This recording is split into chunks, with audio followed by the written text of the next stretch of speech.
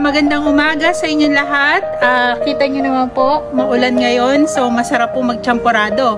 Samahan nyo po ako, gawa tayo.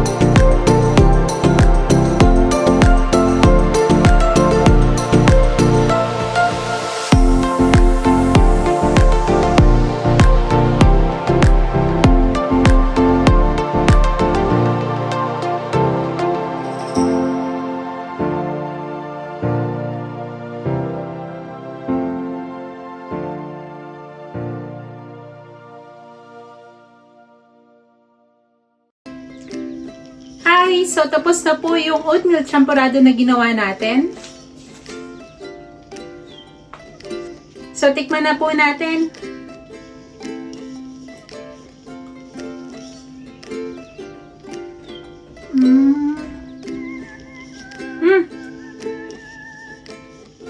Masarap siya.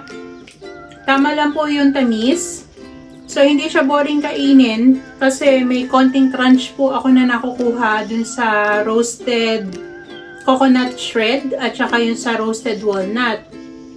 Yung milk po na ginamit ko dito, coconut milk, yung gata ng niyog. Mega thick po siya, so kung gusto nyo pong i-adjust, dagdagan nyo na lang po ng konting water or yung almond chocolate milk na ginamit natin kanina. Overall po, masarap po siya, hindi nakakasuya, healthy, tapos pwede rin po sa kids. So, kung gusto nyo po, try nyo po sa inyo. Thank you nga pala kay Joanonida sa nag-comment na gumawa naman ako ng champorado. Heto na po, ma'am. Kung gusto nyo po na may gawin pa ako, comment lang po kayo below. Tapos po, yung recipe nito, ilagay ko rin po sa ibaba. So, yung gawa ko po, ito siya. Bahala na po kayo mag-adjust. Hanggang dito na lang po. Magpapaalam na po ako. Magandang araw po sa inyong lahat. Bye!